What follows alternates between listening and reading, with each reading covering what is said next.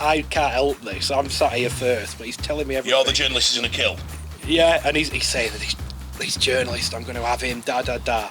So my cousin's like, texts me upstairs because he could get their haircut upstairs. But then the other hairdresser must have mentioned, you need to be careful what you say, there's a journalist here, and he's cottoned on. So I hear these feet coming upstairs. My cousin does. They lock me in bathroom. At hairdressers. And I'm there, and he's like, where is it? I'm like, I'm going to get killed here.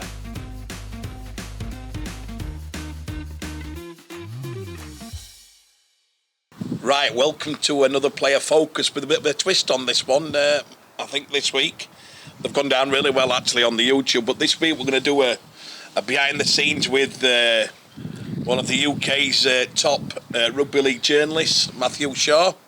Welcome to the show, Matthew. My pleasure. Thank you for having me. Now you've done us some favours this morning with you know, we've had a bit of fun about where's the Mick episode Has he turned up yet? No, he's still missing in the tune.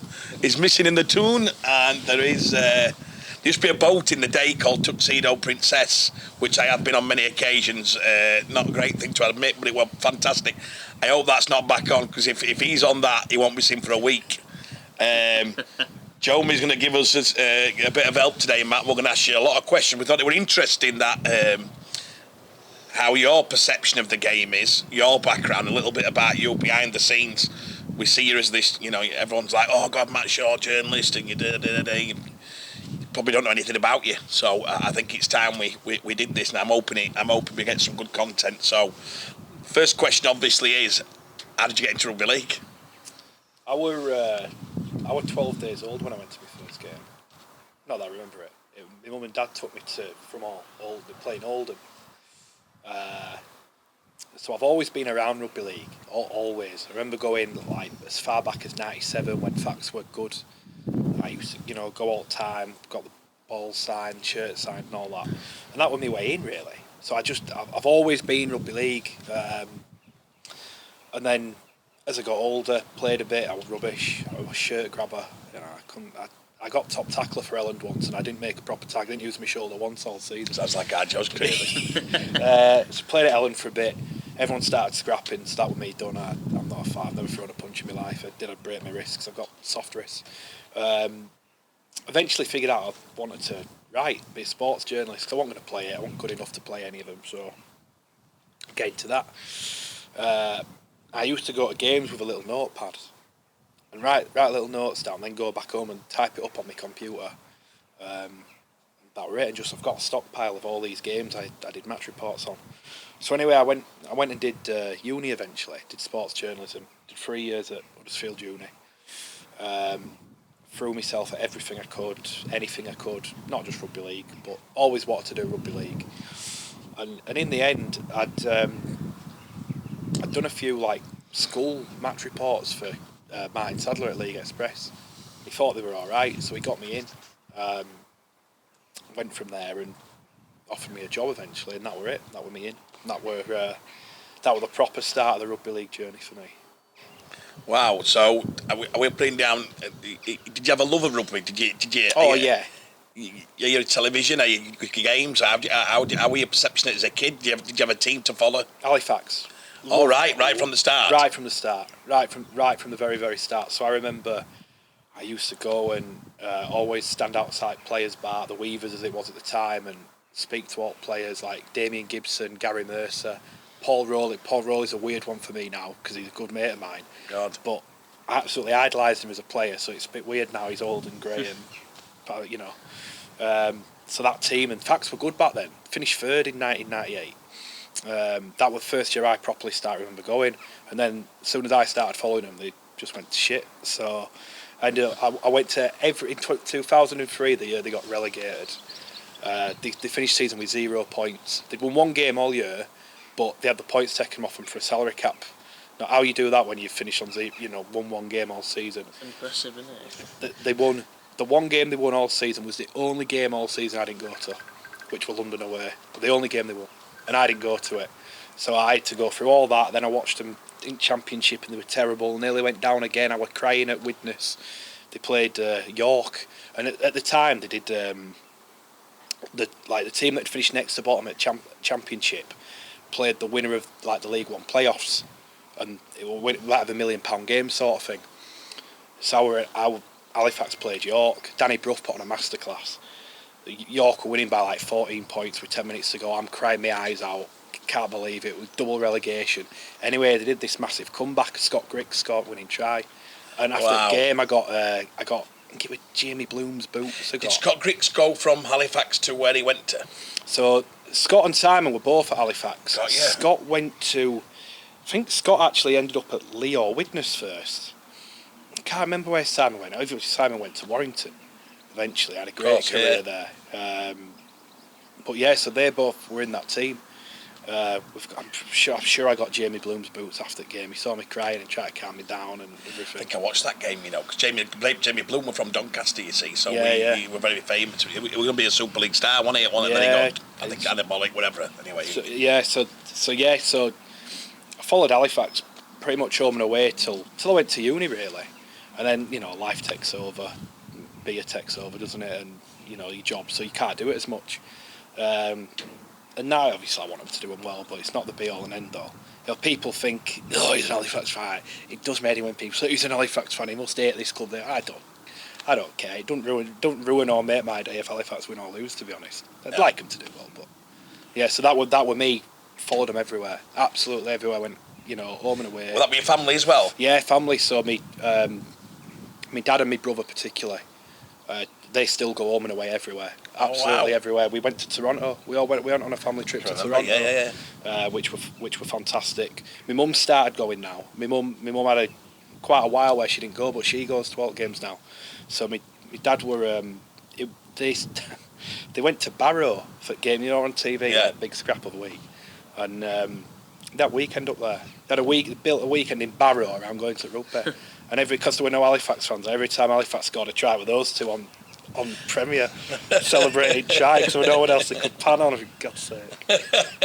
Well, next time people watch that now, they're going to say, this match yours. Make sure you write some good articles. Indeed. But so rugby's always been a big part of the family, and just big part of life, So then you meet, obviously Martin Sadler's well known in our game, for every people who are listening. Martin's the owner, is he? The owner of... editor, everything of league publications. Which is one of our only... At one time we had 2 papers that went out. Pure only Rugby one League. now.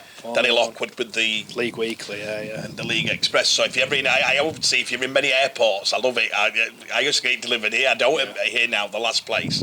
But I'm at airports, I love it. I pick it up and I love a read and get a bit of gossip. How much has social media affected... Like when we used to get our rugby league when I first met you, you'd get your gossip. You were absolutely buzzing. Yeah. You'd read everything. Nosy Parker would throw a couple in. You'd be getting this, that.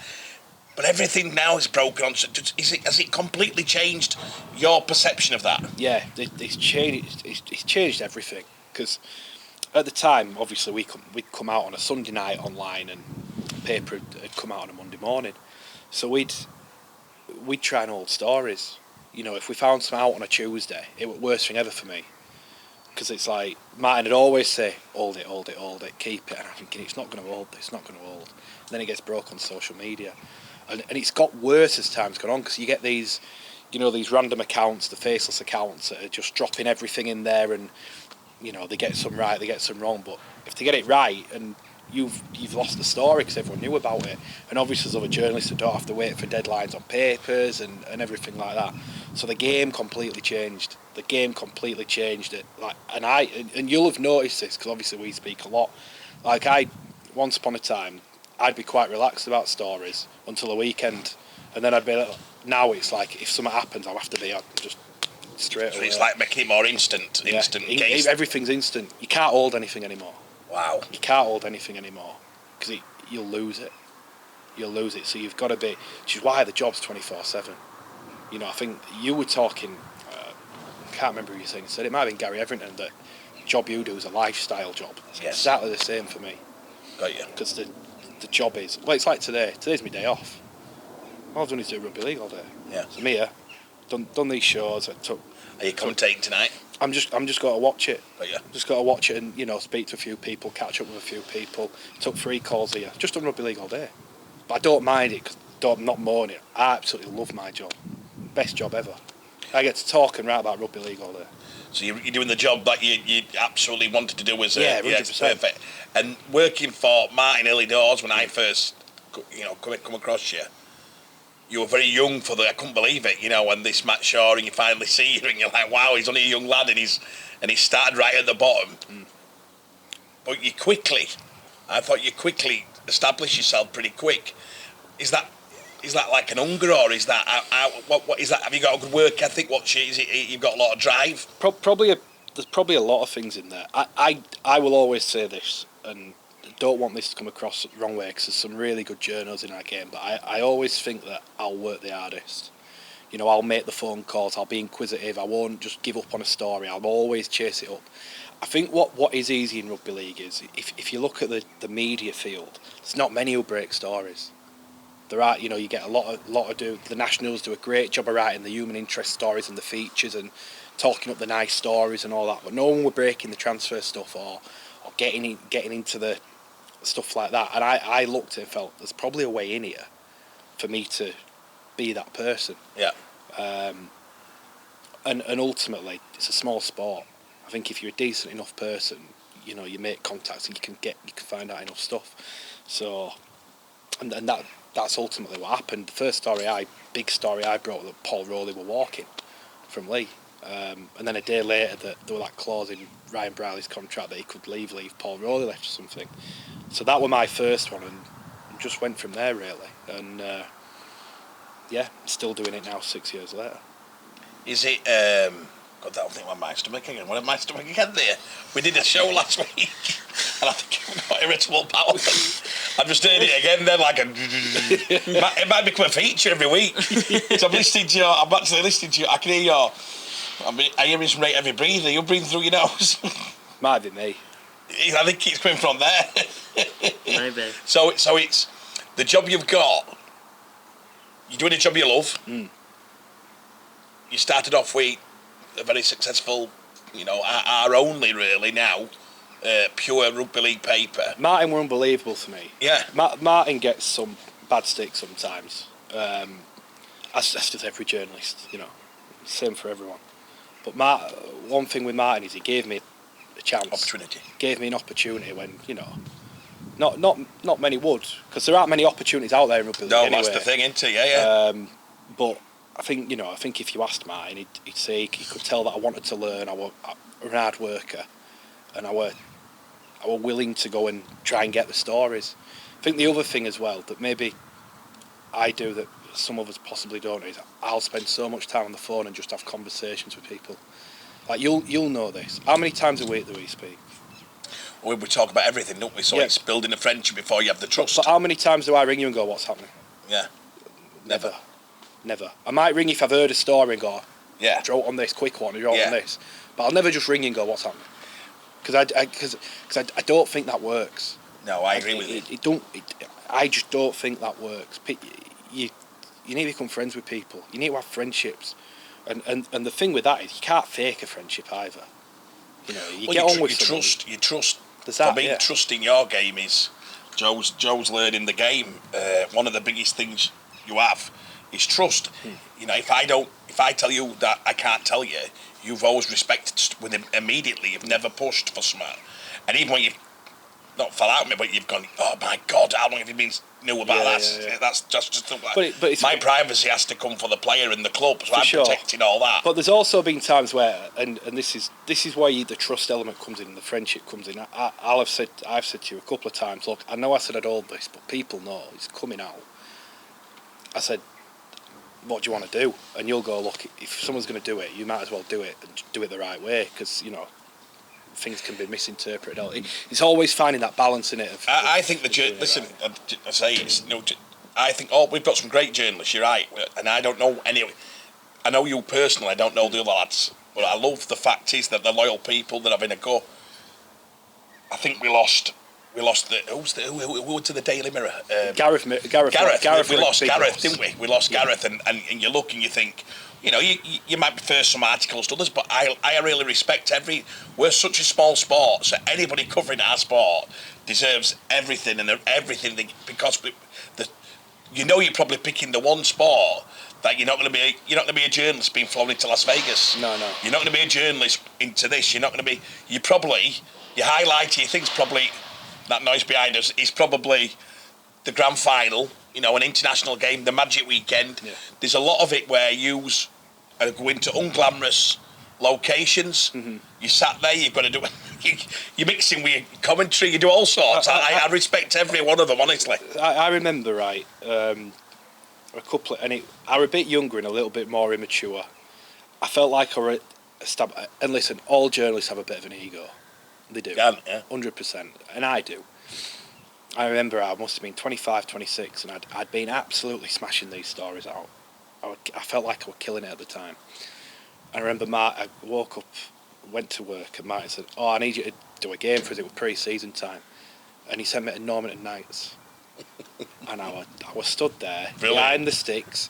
They made me pay in. They could short press pass. Don't mean out here, kid, free out. Jesus Christ. Stood there. It's just a bog on side at pitch. There's nowhere for press. I'm there with really tapping away. I'm like, what's it? No, that's rugby league. That's rugby league. league. So unglamorous sometimes. But there's the flip side of it. I got to France this week and I'm covering Leeds to lose. Wow. I went and covered England-France last year at Perpignan. I'll be going to Perpignan later in August. I've already been once this year. So, there's a lot of perks with it as well. A lot of perks. You can ask him a couple now, but do you know when you're at a game, I've always wanted to ask journalists that's got the chance today, do you know when we see the journalist at a game at Magic Weekend, there's probably how many journalists would have been there at Magic Weekend? You were sat having 20 pints, so you've obviously dropped your day job. No, 24. Yeah.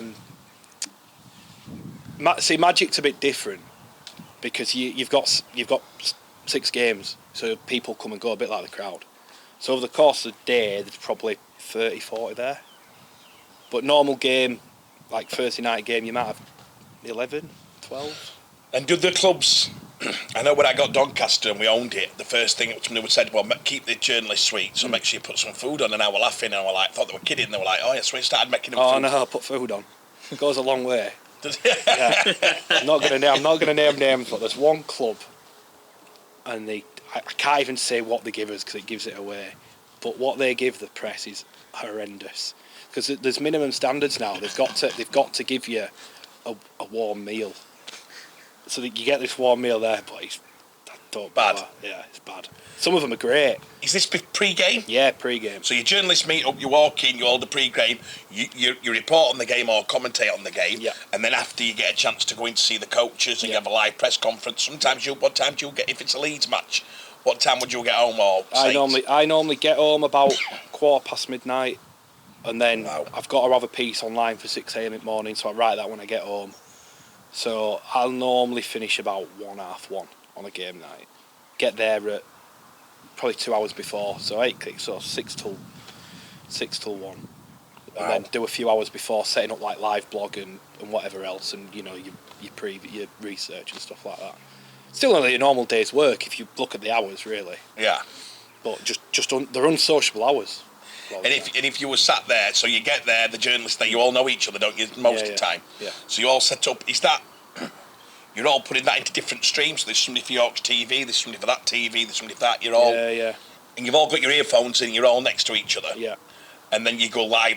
Your live broadcast, which is a commentary or a whoever you're doing. So that's different to your journalist job then. So how does that work? Well, I do commentary for Radio Leeds, but again, I'm quite fortunate. I'm JD, who I know you do. I love JD to bits. So JD knows. JD just tells me not to. I just tell him not to put me on Leeds games because I can't do Leeds games because one of our big focuses with Rugby League Live is Leeds because we've got Leeds Live. So But then if I'm on a day off, I'll go do a commentary. So this is the one peril. You end up working 7 days a week because I can't say no to stuff, mate. So I just end up doing the game, but then I won't be doing anything for my actual work. I'll just be purely focused on commentary. So your employees who are now at Reach PLC, they employ you full time as a journalist. Yeah. And you have to. How many papers do you go out to? So it's a bit of a weird one with Reach because it's predominantly digital, but a lot of them also have newspapers. So there's Manchester Evening News, Hull Daily Mail, Liverpool Echo taking Wow. a little bit. I mean, they've got countless newspapers and online sites all over the country. All over the country. Obviously, our stuff don't go on all of them because we're not going to put something on the Coventry Telegraph or whatever. It's, you know. Is the paper game so here's me old fashioned. I was brought up watching my dad used to what we used to call it the throne. Yeah. He'd just saunter in, paper under arm. You'd see him an hour later. Yeah. After it's been for the full job, and he'd be reading his paper on toilet and come back, and it was like every man I knew did that. So as you were growing up, you'd be like getting your paper, you'd stick off. These young, do you ever seen a newspaper now? Of course, I've seen You still one. buy? Do people? No, I don't know many people. They still buy them, but not in the numbers they did. And it's just going down and down and down because the generation be online. No, I think there will be a place, but the number, it's happening now, the number of papers will decrease. Wow. So like the whole Daily Mail still does unbelievably well as a newspaper. I love that. Like, but it's becoming few and far between. You know, Manchester Evening News will be around forever. Yorkshire Evening Post will be, but some of the lesser ones are gonna go for sure, and they are going. And you know, it's reflective in rugby league with them. They had I was so fond memories of seeing a newspaper because as you were growing up, it sounds Donny lad, but fish and chips were always in the paper. Yeah. You were big news, and then a week after you were fish and chip wrapper. Yeah. And in the days when you used to run out with no mobiles and play with your mates all day, it come a bit, in case you were out, it wasn't smooth, but it worked the job. See, it's changed so quick as well because even when I started at League Express, there was still that like, this might be my ego taking over here, but there were always a buzz around Rugby League Sunday evening to see what were in League Week and League Express. Right, well, brilliant. You know, and we always waited up to see what League Weekly had to see if they'd done us or we'd done them. You know, all the time. I loved it, but it's changed now. It just has, but it was changing when I came in, but it's changed massively since I came in, and that's what 7 years now. So how has it changed then? Obviously, social media is now the top. Would you say top form of getting the news, getting rugby league information? Well, it is. It just is. Yeah. Like I was looking at my Twitter stats the other day, thinking just out of curiosity. I'm not big on stuff like that. I have to be big on how many clicks my website's getting and everything like that. But I couldn't believe it because the last 2 months my Twitter impressions were 3 million. Yeah. And I'm going, that sounds like a lot. So then, and I'm like, but that sort of proves where social media is. Someone like me is getting 3 million Twitter impressions a month. That's just nuts. And it is. And I know because people tell me they've got my tweets on alert. It's like just yeah. So but literally the minute I click it, there's lots of people getting it. Yeah. I find that mind blowing that people do that, but they do. And so, it moves so quick. With your stories, obviously they say social media now it's all short form, a bit more basic. Obviously back in the day you'd write longer articles in newspapers. It's changing a bit, you know. Like the directive we've had is to Clickbait. No, the complete opposite. Wow, that's interesting. We're being told, like, you get told off for clickbait. Like, clickbaiting, you'll never believe what this guy's done or stuff like that. Look, I always say this, what's clickbait? Because even as a newspaper journalist in the 1900s, you didn't write an article with the intention of no one reading it. Did you? No. So there always had to be something to hook you in. Yeah. But do you think because of the mental health thing now that they don't want you to put I don't think it's. Well, I saw one other day, and I'm thinking it like there's a guy he put an headline about something that happened in our show, and I was like, that's ridiculous. See, and when you're good to it, you just couldn't. It didn't make any sense. It picked something up, and I was like, God, if somebody saw that headline, they could really put some pressure on a player because you know what I mean. It's like saying you've seen it 1,000 times. We all know what you're talking about.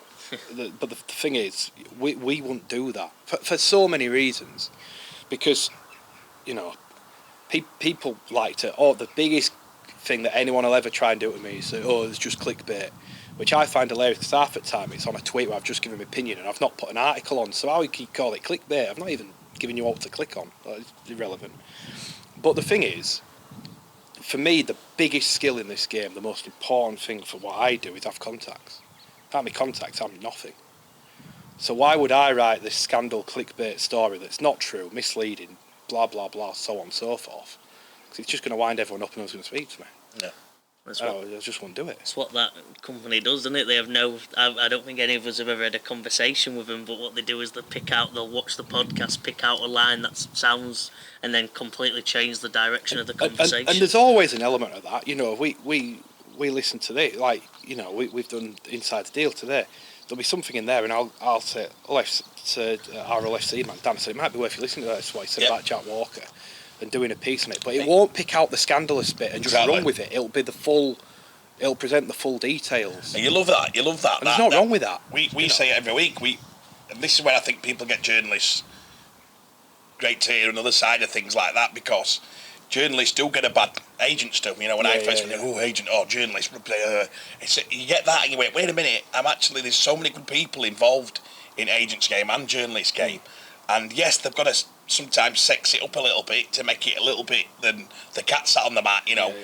But there's a way to do it. Of course, and I think the way to do it is respectful and say, do you know what? And I want to ask you this, and I want people to listen to this.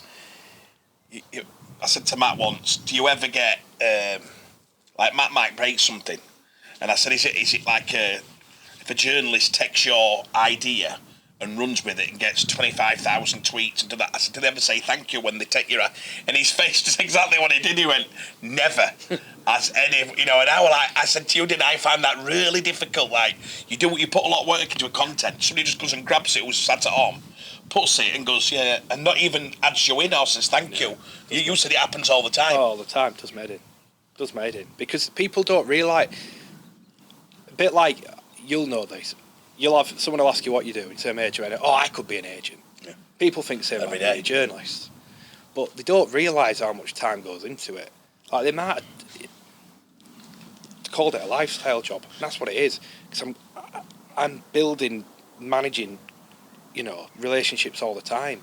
Don't just pluck up I've heard this, I'm going to write it. It don't work like that. You know, it don't work like that. So many phone calls before you put a story out, to make sure your facts are right, to make sure that you've got the context right, to make sure that it's not going to scupper anything anywhere else. You know, people think that we just dive in and are mindless people who are all we're bothered about is click. It's not like that at all. The amount of times you've said to me, look, it's true, hold it a few days. For whatever reason, I won't even ask you why. Just go, yeah, fine. Well, I find that always hard when somebody asks you, a journalist asks you, I tend not to lie, so I'm always like, you start laughing or somebody, and I just freeze as if to say, I really don't know what to say, because I don't want to. But then as soon as you've got me to even get the question to me, like, which you laugh, one you'll learn about the journalist, Matthew will tell you, when they don't answer that phone, he knows that's probably true, because he'll go, they're avoiding me. Because Matt's going to say to you, is this true? And I'm like, and you're thinking, please not. And one person you don't want to ring is you. And I'm like, one person I don't want to ring is Matt. Because if he's got to do this story, which just give people an idea of that really interesting is, how do you get, I know you can't tell us who or why, but how does that, like you said things for me, and I have literally had a conversation 3 seconds and you've gone, I've heard, and I've gone. So you're either in that room or what I can't. If you speak to so many people, you find out, you know, and they might, you know, you might have a conversation with someone, but the players told someone that they speak to, this might be happening, and then I found out before it's been done. You know, there's various ways it can. The funny thing is how you get the stories. Like, you won't believe some of the weird ways I've ended up getting stories, like just bizarre ways. Best one. I wrote the share, and I'd gone to the toilet. Right, so I'm at the toilet. This fella turns and went, I won't mention what the story was. Have you heard about this? No, I've no idea who this guy was. He absolutely smashed. He went, there you go, there's one from me. Never saw this man again ever in my life. Made a phone call, 100% true. That's crazy, isn't it? But I always, it's madness, isn't it? So with all your contacts, so say if you get a story, and that story, let's say, hopefully it's true, but then somebody's not happy with that. Have you ever got in when a player's not happy what you've put, or do you have to have minders, bouncers? How does this one work? Right, so when I just started at League Express, must have been start of 2016. And I can't give too many details, because if I do, it'll be obvious what the story was. I've done this story about a player who got in a bit of trouble. Didn't want it out there, right? So I'm in hairdressers. My cousin cut my hair, still does. And the player in question comes and sits on the seat next to me getting his hair cut by another hairdresser. So I'm thinking, oh, that's not ideal. Anyway, he starts talking about what's happened to his hairdresser. Just like you do, you go to a hairdresser, you have a chat, don't you? And I'm thinking, this is terrible because I can't help this. I'm sat here first, but he's telling me everything. You're the journalist he's going to kill. Yeah, and he's saying that this journalist, I'm going to have him, da. So my cousin's like, texts me upstairs because they could get their haircut upstairs. But then the other hairdresser must have mentioned, you need to be careful what you say, there's a journalist here, and he's cottoned on. So I hear these feet coming upstairs. My cousin does. They lock me in bathroom. At hairdressers. And I'm there and he's like, where is it? I'm like, I'm going to get killed here. I'm going to be famous because I've been killed in an hairdresser. Anyway, so I'm still there. They calmed him down and he had his haircut and left. I've never been as terrified in my life. I must have been 22, 23. Wow. Oh, that was scary. And now I get on with him now. It's fine. 2 weeks later, I'm really sorry about all that. I want you all annoyed about it anyway. Like, glad you didn't get your hands on me before you calmed down. It's weird. We did one a couple of weeks ago, and Jimmy, who's not here now, but Jimmy put a couple of comments in about a player, and I just looked at him. I'm looking at him on the podcast, and I'm looking at him and say, "This is rugby league. You're actually going to turn up at a game, and this kid's going to fill you in." We're laughing, and he's like, so I'm thinking how you must come across if you give sharp opinions. When you're critiquing, how blunt, do you ever think I can't be that blunt, or is it your job to be that blunt? I'm a big believer in that there's a very, very big difference between criticism and abuse. And I think so many people don't understand that. Like, there's nothing wrong with being critical. Constructive criticism, this, that. You should never abuse anyone. People don't deserve to, the minute you start name calling them or out like that, or, it becomes they're inept or the disgrace, that for me is abuse. If you say they had a really poor game, I don't think there's all wrong with that. We had a conversation about one of your players earlier on, he's struggling at a minute. And I'd say that publicly. Because I'm not, I don't think that's unfair. I just, and that's how it is for me. You just got to be, if you're fair and you back up what you're saying, I don't think people can argue it. I've wrote stories about players where I've gone, I know they won't be happy about me writing this, but I feel like what I've said is fair. I've backed it up with facts. So I'm like, if you want to fall out with me over it, that's fine, but we'll have a conversation about it. I'm not going to be scared to say it to you because I've not abused you. I've just made some valid points. The one thing you can't do in this is become soft and not write what you think. It is a delicate balance.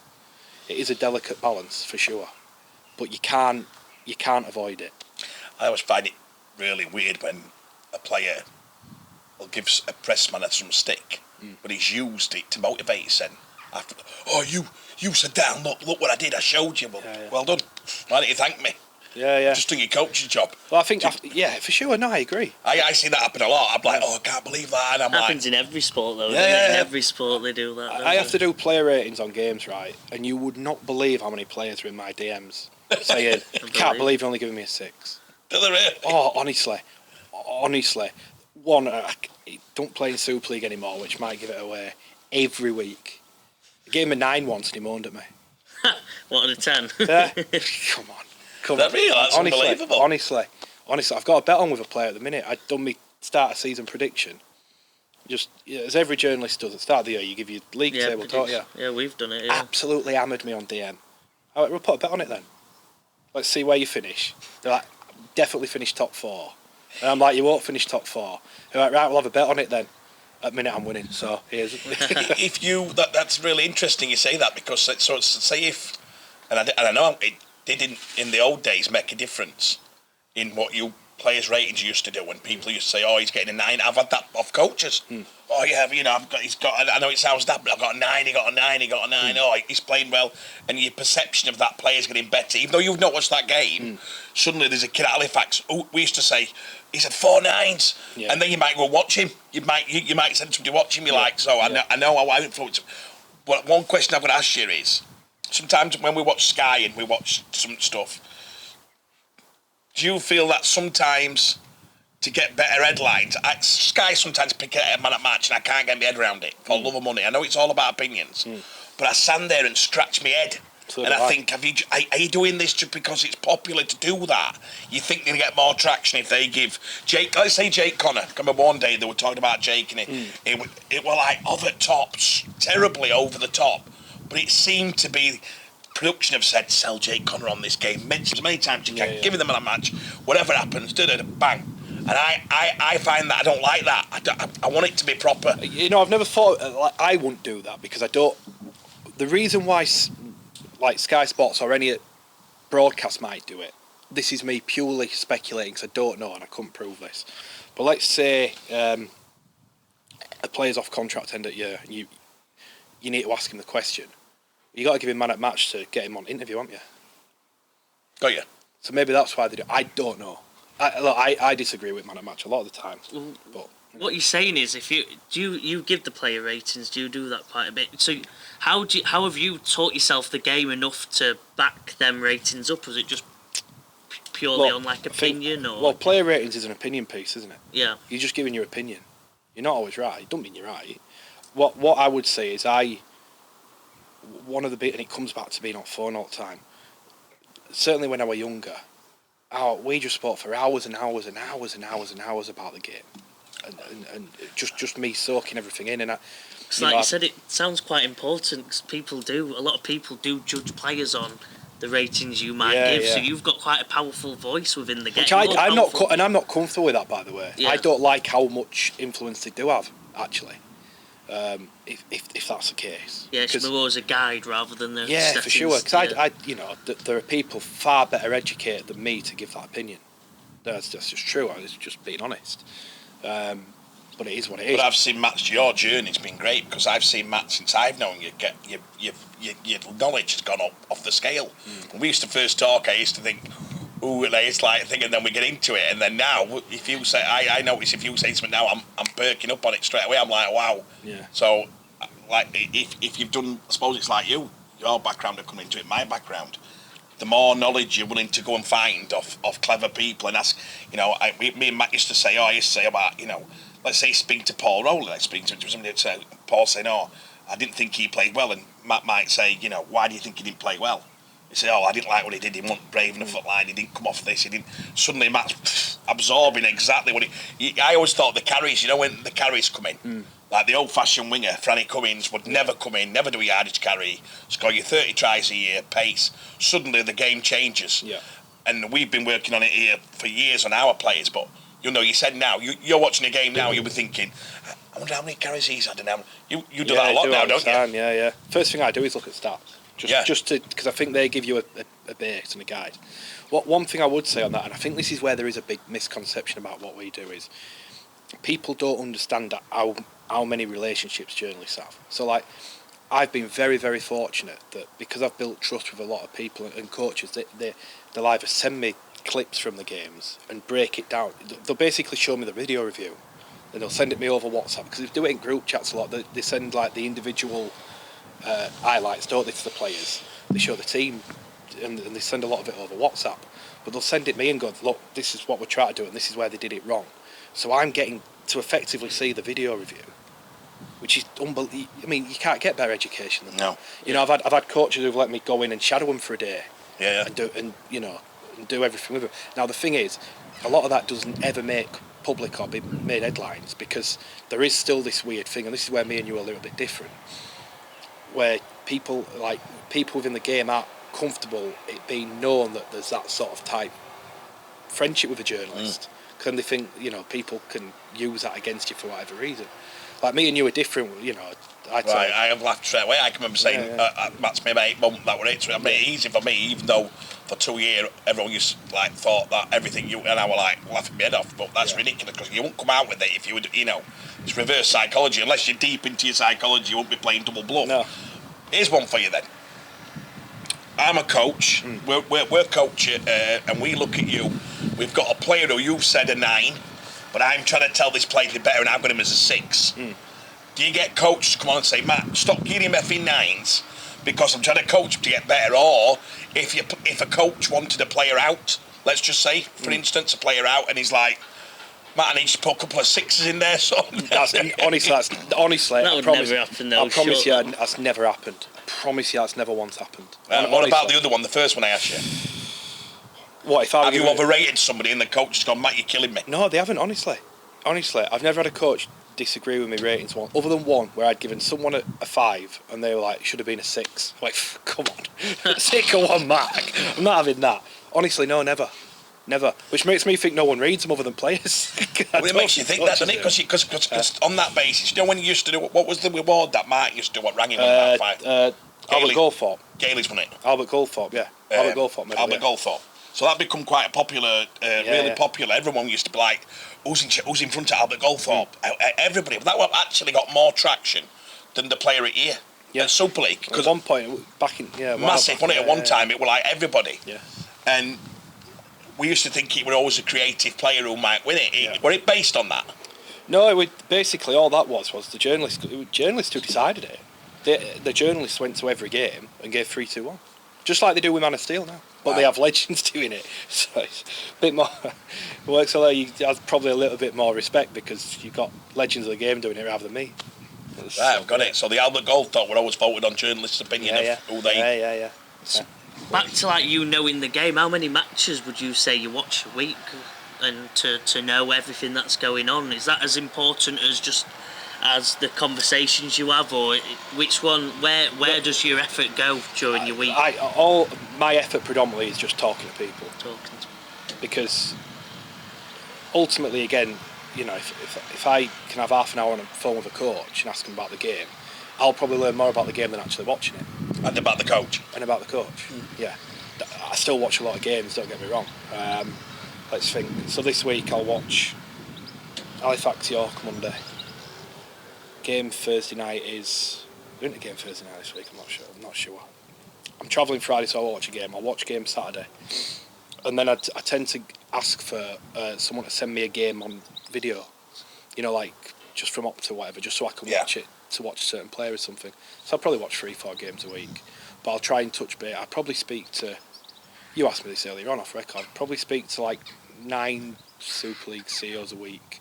Wow. Probably 3 or 4 coaches a week. Like, not on press conferences, just on the phone. Okay. So you don't have proper conversations on press conferences, because from my end, I ain't going to ask all the questions I want on a press conference, because I give it to all other journalists who are on it.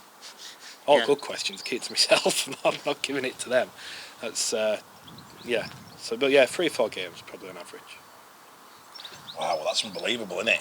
So if you, has ambitions as a person, where does Matt Shaw, what's the GOAT in the journalist? Where do you get to?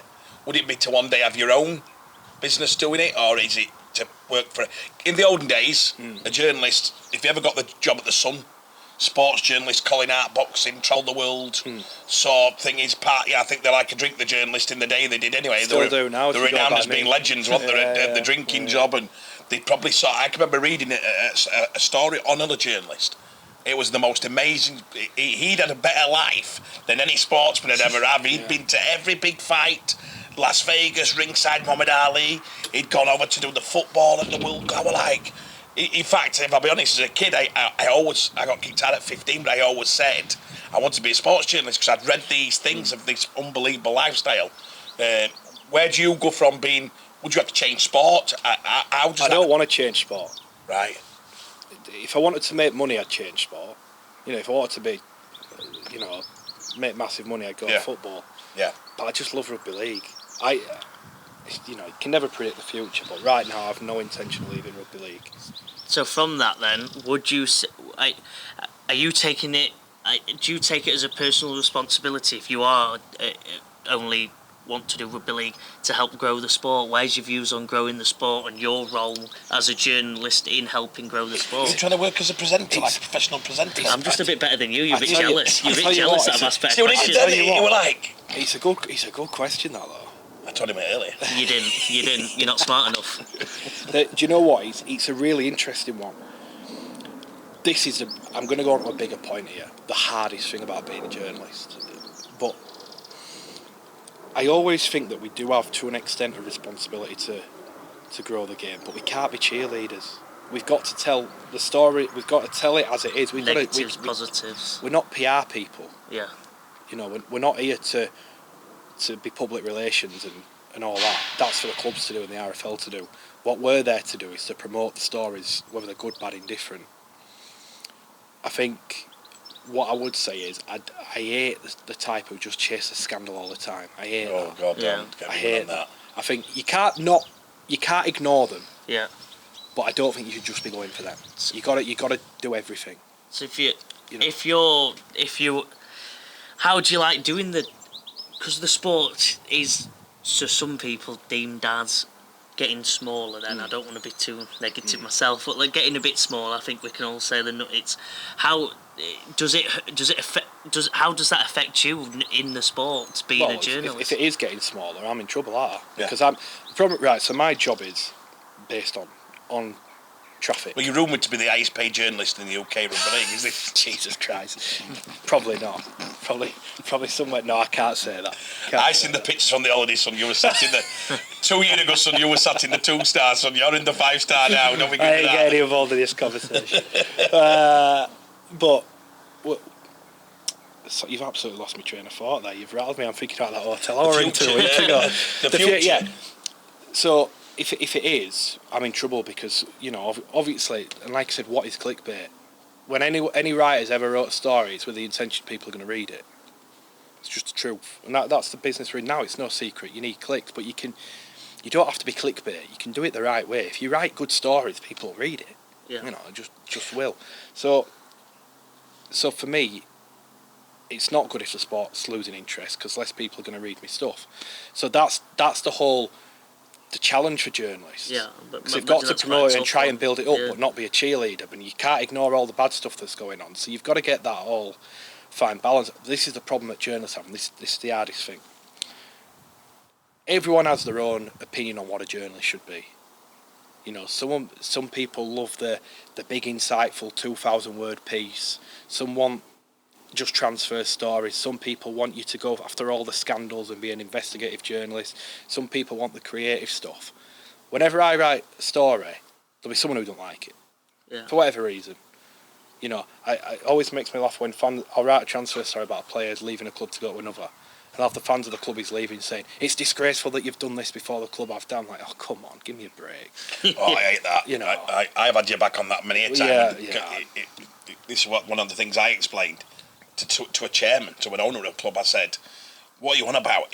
If Matt or a journalist goes along and presents what's happened in this deal, and he's got loads of followers and loads of traction, when you announce it, it's only going to enable people to want to know your story, and it's actually marketing you. When don't you get that? I said, I've never understood if some journalist puts me for 3 days, they're building the tension up when it's going to be announced. 100%. Especially in our sport, it's not like Man United press conference 10 o'clock. Everyone, no one looks at us. No. A lot of our websites for the clubs and the social media might have 30,000-40,000 followers. Yeah.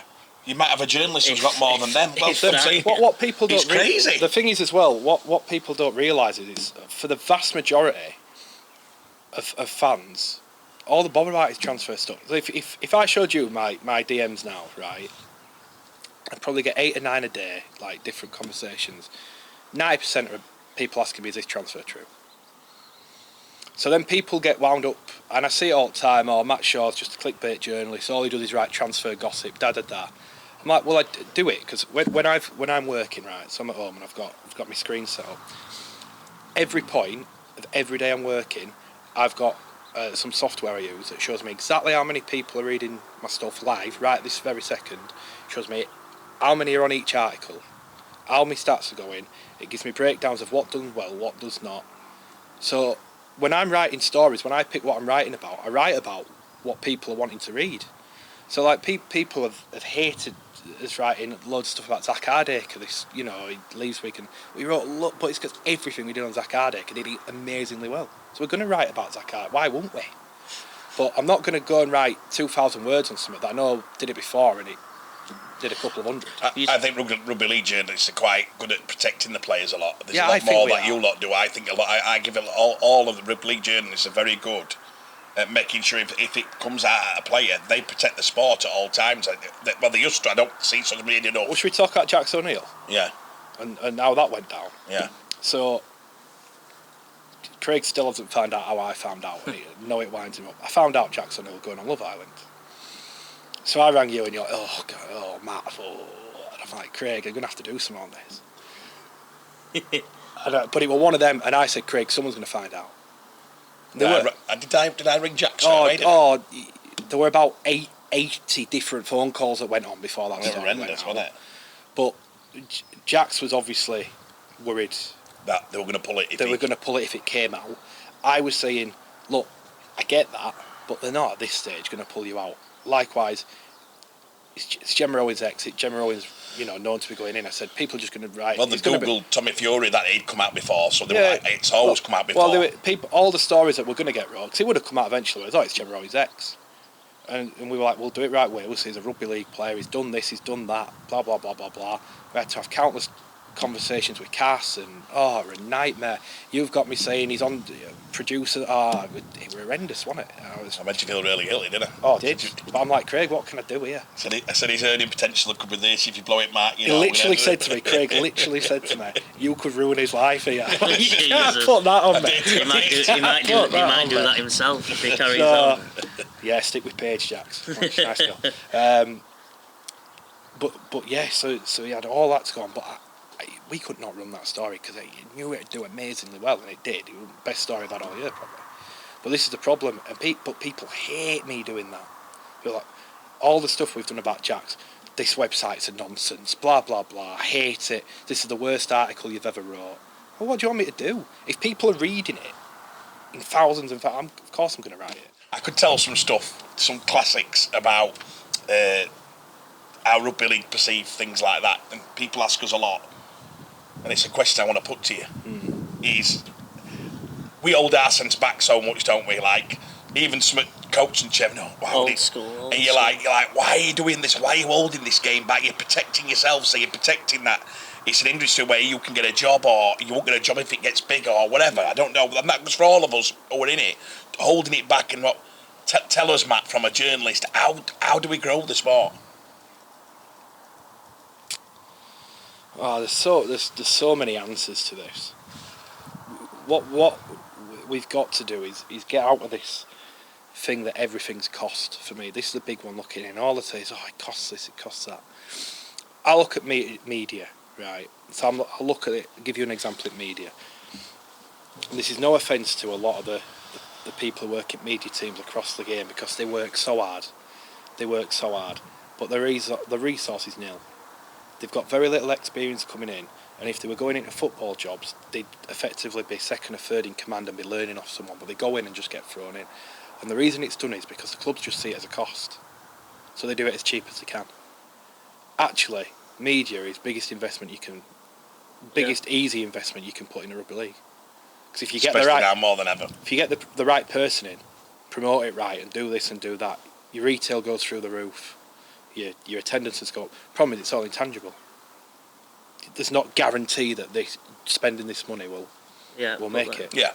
So like most of marketing, isn't it? It's very hard to fix what you're spending it on again. So they won't do it. Wow. And it blows my mind.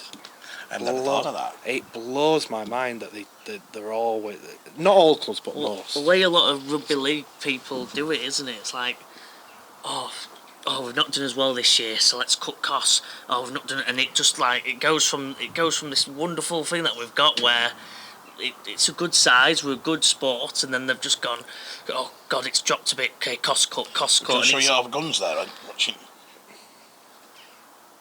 You can't. Dolphin move over there is tough. Hey, it's getting personal between you two today. Stop laughing, then he'll be like... As soon as I leave, there's going to be a domestic here. I know there is. 2 seconds, that. Yeah. But you're right. Yeah, that's a good point, Joe. I agree with you. But I just think the way that clubs see investment and that is crazy. And we speak about this all the time. The amount of money the clubs will pump in. For me, I've got this big thing, and it's wrong in a way that I think this, but I feel like I've got enough to back it up. I always think Aussies over 30 is bad business. And it's not always bad business. Some come over and do well. but most of them come and don't live up to it. But that's where all the money gets pumped in on salary cap. Yeah. All the money gets pumped in on salary cap. Why? But why? I can't. And then my mind blowing. Then you've got a 22-year-old lad you could sign who's maybe played 20 games. Give him another 30 and you can probably sign him on 40 grand and you'll make him into a 90 grand player. We were discussing this before the show, weren't we? How? And that's what they do. And then so probably need to offer him 40 grand. They'll offer him 12. Like, what's going on? What's going on? Yeah, that's the problem. That's the problem in the game. But I think the way we work together, because the journalists you just said there, I don't know how many there's at the games, but we don't. Here's a question for you. What I think if people could comment and ask you: how do we get it nationals? How do we get rugby league? We did an article 2 years ago from JoeMe saying about how we thought the sport in COVID should be. Remember, and we meant the national papers got loads of traction. It was like, wow, how do we get in the national papers? So look, there is a bit of a misconception. The rugby league is in national papers. Right. It is in national. The Mirror do something every single day on rugby league. So rugby league fans should be Mirror. Right. Mirror every single day. There's a rugby league story. The problem is this is the problem, and it's partially down to social media. What the Mirror want from rugby league is like human interest stories. The real nice stories. Yeah. Won't like any stuff that I write about. If I offered them a transfer story, they go, "Who's that? We're not interested." Got you. Social media, it killed. But the problem is because of that, and you don't get as many people commenting. But actually, it's lovely coverage, really good coverage, and it's not not just the Mirror. There are others as well. I've mentioned Mirror because they're part of Reach, but there is. But because it's in a paper and it don't get across social media as much, so there's this perception it's not there, but it is. Now, not all of them. Some of them have dropped the rugby league reporters, and that's the problem, or not doing as much. The way to counteract that and get more is to make some superstars. Look at Jack Grealish, right? Jack Grealish is a good example. Great player, but all of his stuff that he's doing, he's a rock star now, isn't he? Yeah. He's got his fashion deals and he's slated out on the piss everywhere, and love that. That you need superstars. The only names now that really I know for a fact if I write a story on this player will do well because it's him. Who's the most popular player then in rugby league? I'm not going to say popular, but in terms of selling, terms of if I know that I need a good story and it'll do well, if I get something with Zach Hardacre, it'll do well. Right. But Zach's got that history and that little bad boy thing, and he's got that bit of notoriety, hasn't he? Right. Well, I wouldn't even think that for a minute. That's bizarre. Zach could be the one. Over Jake Connor and them? Yeah, 100%. Wow. Zach could be the one because he's got that reputation, but Jake's a good one. Jake's another good one. But there's not many like that, you see. Not many like that. You think of the amazing players. Morgan Knowles wouldn't do it.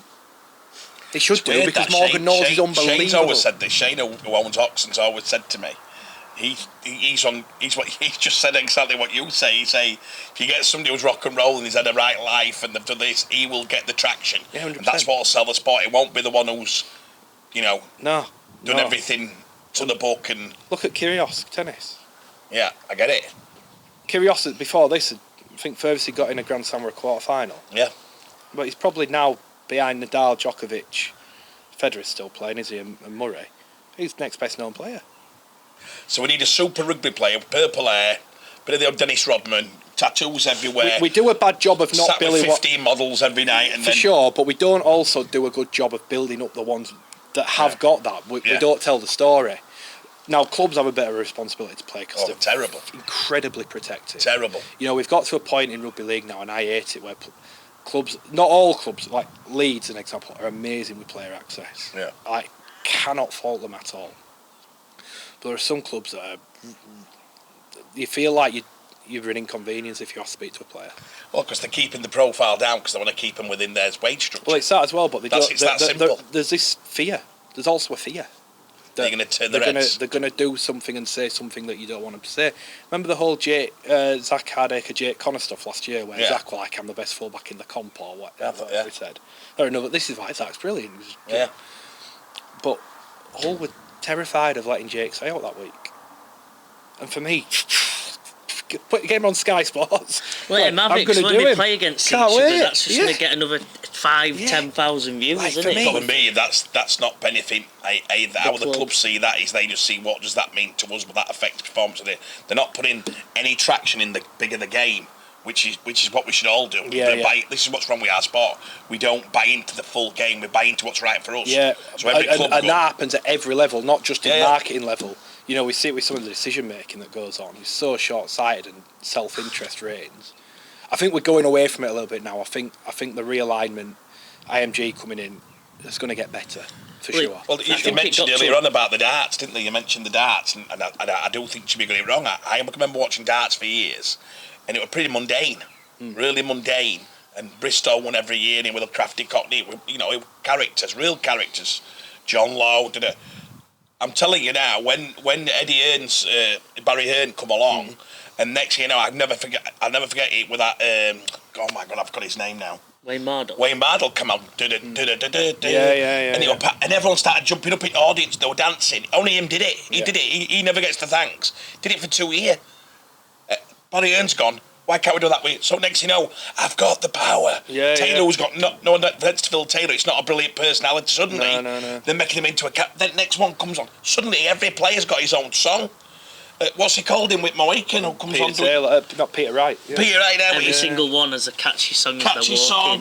What's Barney felt? If you met Barney in any other walk of life, you'd say, no offence, he looks about that. Barney's song is coming on and everyone's singing. I'm like, this is it. And what they've done clever is make them go out of the comfort zone. Yeah. They've made that, so it's like saying, our players wouldn't do it. Yeah. No, we would. You've just got to let them come out of the comfort zone. We have more characters in our sport than probably 100%. any other sports as well. You speak to them as people. You see them. Yeah. And I probably shouldn't say this, but you see them on nights out. Yeah. They're the ones. The rugby players are the ones on nights out, and that everyone gravitates towards. They're the one with the best crack, the most fun, the most entertainment. But they're never allowed to. They all look boring on the screen. 100%. So and I'd never name names because out of respect, I said this to you. You don't get this, I know you don't. But a lot of players, particularly, don't want it known that I speak to them because whatever, which is fair enough. I don't mind that really, because it get me in trouble as well. But they have they're friends to me. Like I'm got 2 players' weddings this year, and on one at Stag Do's. Like that's how close you get to them in the job I do. But the thing is, you realise that they have unbelievable personalities, but they'll never. But then I put a dictaphone in front of the face, and they just become the most boring person in the world. Like I'm just like, what are you doing? That's the whole game, isn't it? What are you doing? Yeah, but it's sad that they've been taught to be like that. Yeah, I get it. They shouldn't be. Because we're scared of having that character because the fan. Yeah, I get it. Because which is why I love Mikey Lewis at the minute. His box office. He's at the minute. If I could pick a player to interview and try and do something and get who they were, right, the Mikey Lewis. But I'd be terrified that I'd be so disappointed coming away with it that it'll give you the same boring, repetitive answer that everyone else does. I'd hope he wouldn't, but he might do.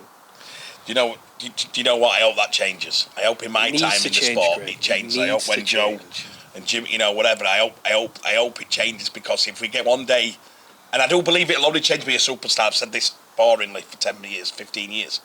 We need a superstar to come along, and I think they're there.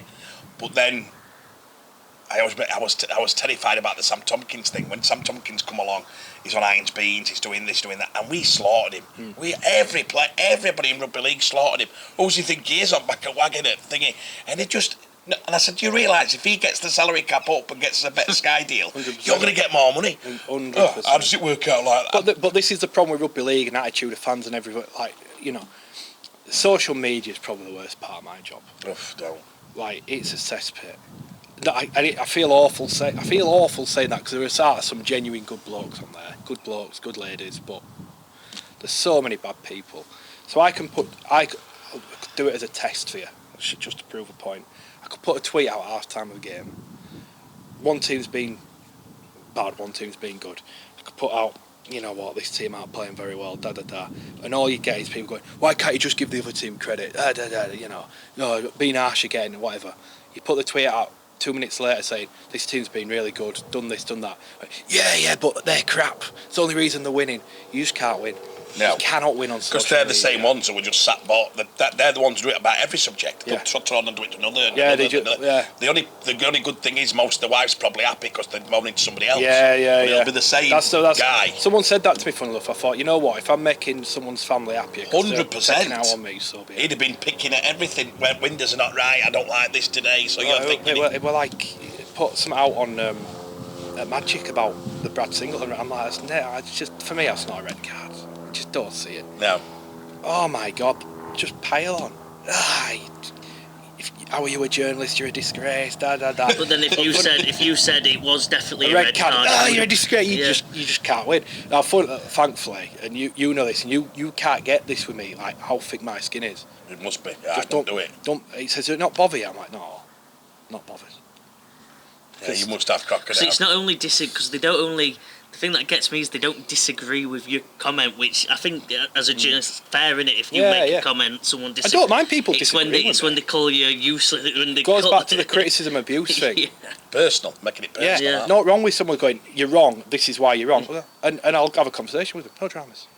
But then you're a disgrace to journalism, and I'm like, Jesus Christ! And it's all because that comment will get 5 more likes, 10 more likes than a nice comment who gets 2 likes. But the funny thing is, I read it and I just laugh at it, and I'm showing my mates, look at this, and we're just all laughing at it. I just find it hilarious. Not doing it for attention. I just think it's amazing that people get so wound up by what I say. All I'm doing is giving my opinion like anyone else. That's mad, isn't it? I hope part of this today was so people see another side of you that that you can show, and that people go when Matt's putting a comment on, oh, it's actually all right that Matt Shaw. I find that YouTube works. This works well because you're not involved in the traction, what's coming off. But people, we've had it lately, haven't we? Absolute beautiful to be sat there somewhere because, show me, love your show. Honestly, I don't think that's all you ever want. You don't want any. A guy come to me a day at York and he's like, mate, I've been watching it from the start. I'm one of my loyal ones. He goes, and I just looked at him, I get it can. I think, you know what? We get asked why we keep doing it because a lot of this will come out of our own costs, and we've done a lot for free, haven't we? Over years, it's crazy what we've done. But I said, you know what? If you can make a difference and you can cheer a couple up, it's all right. It's all right. You know what? Go on. Oh, sorry. I was saying the one thing I do like about podcasts and that is that you do lose some of the haters because they're not going to sit through the whole thing just to pick out your comments as much for a 2-hour video. You actually going to get people who are watching it who are generally interested rather than just trying to get 10 likes on Twitter. It's funny actually because in many ways my job's a bit miserable. The way I am with it, my mentality's a bit weird. I'm a chaser, me. Like, I'm never happy with what I've got. What I mean by that is I'll get a story and I'll put it out and I won't give myself a pat on back. I'm like, right, done. What's next one? Yep. Never ever celebrate what I've done, ever. It's always, I need to chase the next one. I can't afford to miss it. It's quite a negative mindset, actually. Got you. Do you know what I mean? Yeah. Like, because you're not enjoying anything. No, never celebrate or enjoy any of the stories I put out. Wow. I put out IMG were going to be coming in. For me, biggest story of the year. Like, IMG coming in is enormous for rugby league in the grand scheme of things. And like, all journalists, amazing story, and I just don't think of it. It's like, right, what's next one? Now, I could get 20 stories on a row and miss one, and it'd be the one that I missed that I did. Right, or I could put 99 out and get one wrong, and the one that'd be on my mind is the one I missed, the one I got wrong. That's maybe what you're going to be a journalist. Maybe that's the mindset. Well, I watch a lot of like successful people talk, and I try to learn things, and I think a lot of them say that. But the one thing I would say is, when they reflect backwards, they say, yeah, brilliant, that made me the man who I was today, but then eventually it does get to you and you need to learn the other side. I think players are like that and all, Matt. I think I can speak to top players who win a lot. They always say, you just move on to the next one. Like Roy Keane talked about it, didn't he? He said, I just couldn't celebrate. It was that instant gone. Yeah. Next year bump. And I think, but when they sit back, Danny, sometimes when you sit back, I want to say again, no. So when Danny sat back and he realises what they've won, Danny said it's only now you're starting to get a little bit of traction.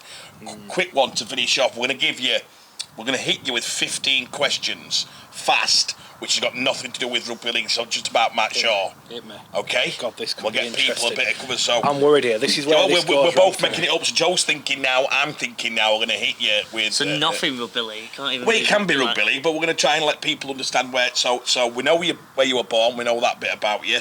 If you wanted to be a journalist, what would we be? Oh. Pop star, rock star. Table tennis coach. Jake Truman's friend on a night out. Table tennis coach. Table tennis coach. So let me just jump in. You're a very successful table tennis player. I usually can clear one up. You sent me a video. I never said another word since that day. I'm not sure very successful. I played for Yorkshire. Right. Played for Yorkshire when I was junior. I was on. This is my little claim to fame. I got invited on this course when I was 14, 15. And it was basically it was like some elite performance thing with a view to being in the London 2012 Olympics. Rio 2016, sorry, Rio 2016 Olympics. So I were on it with all these folks who are now like in top 100 at country. So I was knocking around with them. I was worst in group, but yeah. So I was decent. I was decent, you know. If I went in a bar, I'd wipe floor with most people. Yeah. But I think I'm like 350th in the country at the minute. Listen, we'll take that. So, Our Joe was the 350,000 in Yorkshire tennis player. He told everybody, you're on. yeah. Better than you've ever been. But Come on. no, I was saying, who's your favourite rugby player Ever or now? now and then ever? Oh. Favourite now? My favourite player now is Morgan Knowles. I think he's world class. Definitely. World class. Most enjoyable to watch is Mikey Lewis. My favourite player of all time, and this is a funny one, this is me showing I'm young, people go, but I absolutely loved watching Ben Barber when he was in NRL and the only rugby league player I've ever been starstruck interviewing with Ben Barber. Because I had a soft spot for Cronulla. Cronulla were amazing. When he came over here and he was just doing things like, when he were on, he was just magical. Unbelievable. Yeah, Ben Barber. Night out with Matt Shaw. What's your beautiful night out? 10 pints at, what's it called, Halifax, where they get a free beer. Oh yeah, they're about £1 a pint, aren't they? He knows it, you know, he never says it, he knows it. So, I've grown up a bit now, I think. When I was young, like 18, 19, Acapulco in Halifax. Acapulco! Everyone knows it. We've got shares in Acapulco. I must have seen at least 10 rugby league players kicked out of there in my 10 years and going, I'm not even joking.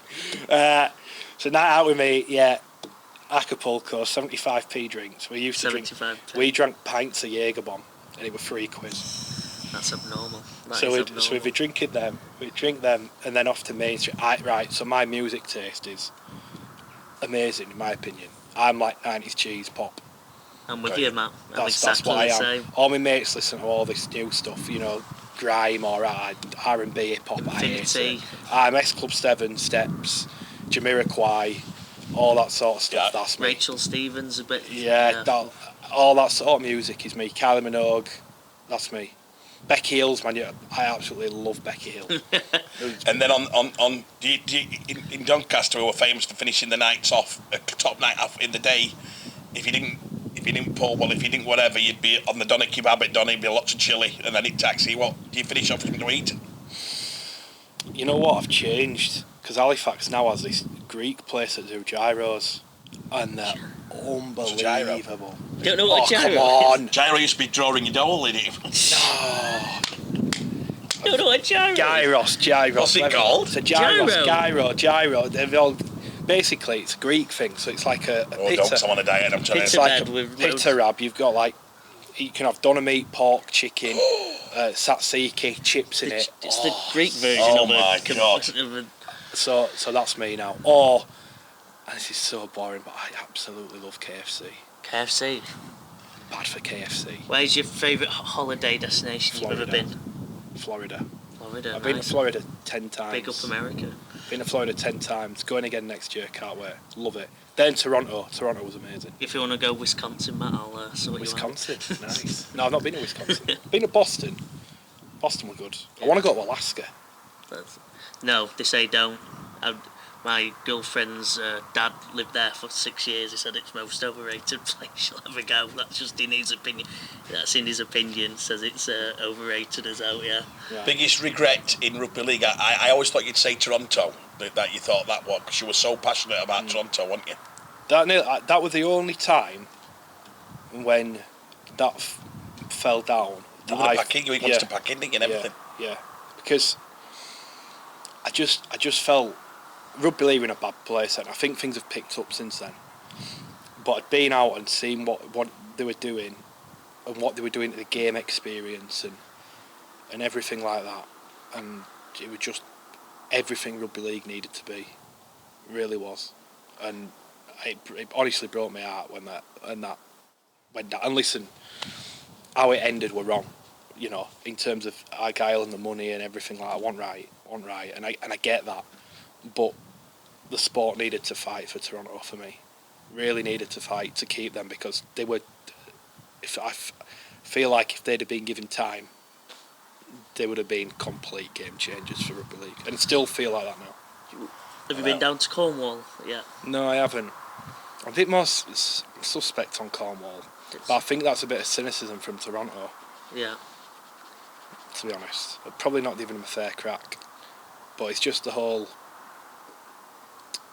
You know, I'm all for expansion. You know, I'm massive on it, but I think it's got to be done right. And I'm like, is it being done right? You know, they said they were going to be local players. Now they seem to be loaning players in from here, there, and everywhere, which is great for young lads because they're getting some experience. But that's not what you said you were going to do, and so alarm bells are ringing in my head. Do you know what I mean? But that's maybe a bit of cynicism. What's to finish off with? Because give us the last story, the best story you've ever broken in your 10 years, or how many years you've done it. I think you've just said 7 or 8 years. What's the goal? What changed the way you thought, wow, I've done it? But this is the thing, I don't know. Because if you ask me stories I broke, I can't remember probably 90% of them because I don't enjoy them. I don't celebrate them, so I don't know. I can't remember stories. Yeah, I'm sure a couple of years ago you got a play with for everybody, and you were like, that is the. In some ways, the Jack O'Neill one's my best one because it's popular culture. That. Yeah. You know, like. Did you break Rowan? Yeah, I broke Rowan very late. Very late. That were a pleasing one because no one had a clue it was. No one, and people were guessing. All of the journals were guessing. And then all fans, people don't realise how many direct messages you get from fans. Oh, this guy said this, and I'm like, look, I don't know. I don't think it's him. That's all I know. And like, you need to be on it. You have people saying you need to get on it. It's your job. This, da da da. And I honestly didn't have a clue it was until about 2 hours before, and I put it out, and I was so happy I did. But I don't honestly think that I'm being deadly serious there. I don't remember probably 90% of the stories I broke. Dream for rugby league as a sport.